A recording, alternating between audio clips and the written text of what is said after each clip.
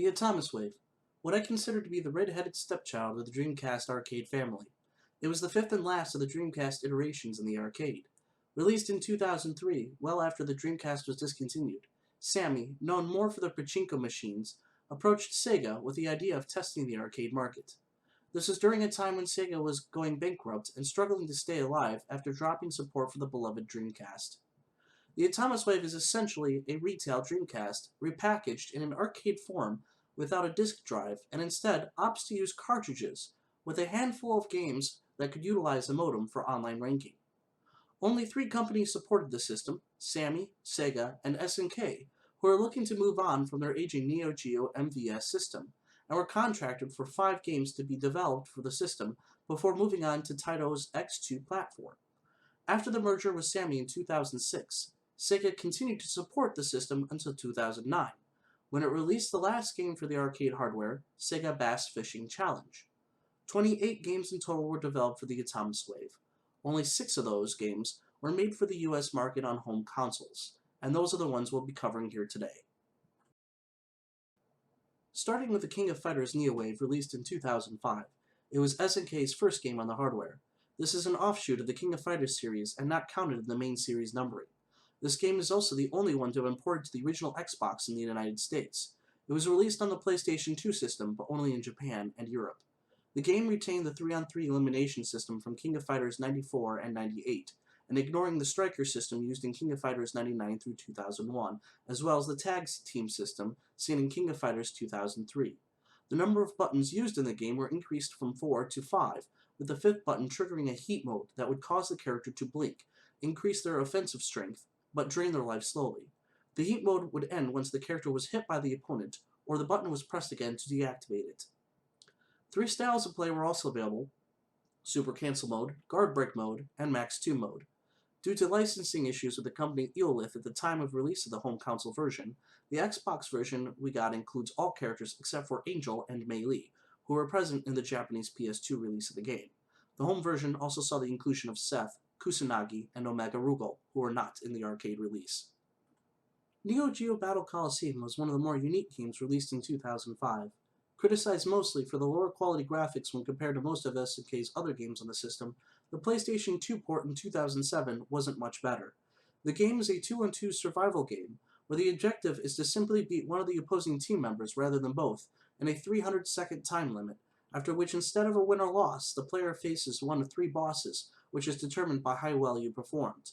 The game was a mashup of several of SNK's IPs, including characters from the King of Fighters, Samurai Shodown, Last Blade, and the Metal Slug series.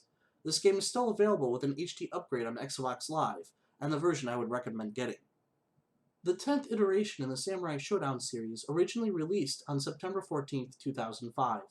Samurai Shodown VI remained exclusive to the Atomiswave and Japan until 4 years later, when on April 14, 2009, it was released in the United States on a Samurai Shodown compilation titled Samurai Shodown Anthology for the PlayStation 2, PSP, and the Nintendo Wii.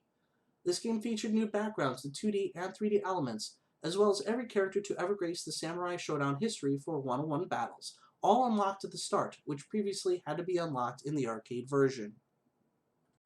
The only non-SNK game on this list, and one of the launch titles for the Atomiswave on December 17, 2003, and released on the PlayStation 2 on November 2, 2004, was the 6th installment in the Guilty Gear series, Guilty Gear Isuka.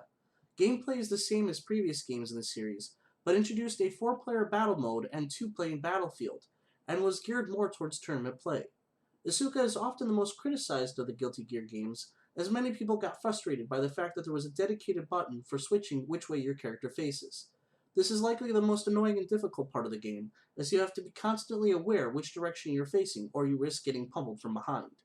The home version also included a side-scrolling adventure mode with RPG elements, a customization mode, and 3 new characters not in the arcade version: ABA, RoboKai, and RoboKai Mark II. Most people praise the game though for its amazing soundtrack, art, and game balance, and sold fairly well.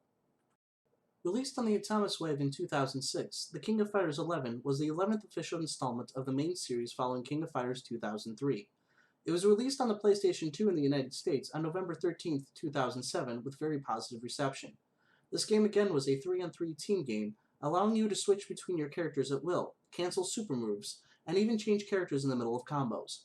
Rather than determining who wins at the end of a match when the timer runs out by who has the most health, the game implements a judgment bar that is a circular shape that moves between the players and determines a winner by the amount of combos, number of opponents defeated, and number of attacks.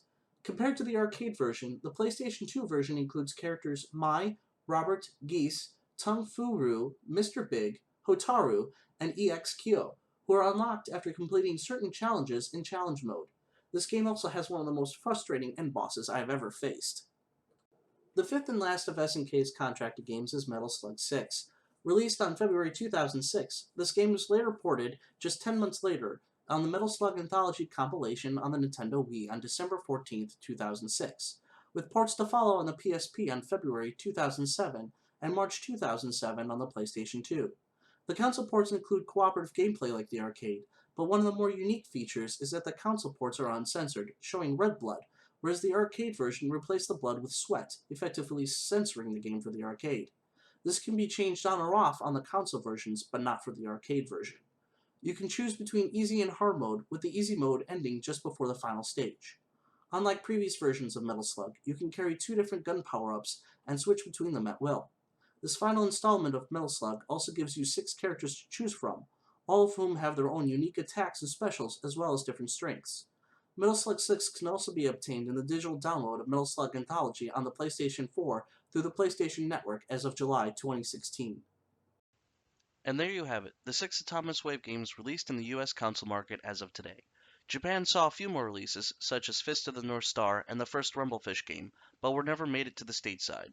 With the fact that the Atomiswave was just a retail Dreamcast, to me it would have been very plausible that any of the games released on the hardware could have been ported to the Dreamcast had it survived past 2003.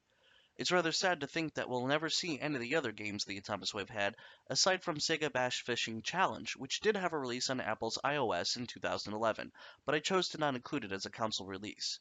For more information on the Atomiswave and what games it had, check out System16.com or DreamcastJunkyard.co.uk, as they wrote up a very detailed history on the Atomiswave. Also check out episode 21 of Arcade Impossible, where Greg, Mike, Matt, and I haul away an Atomiswave cabinet we found in the wild. That's it for now. Thanks, and we'll see you next time.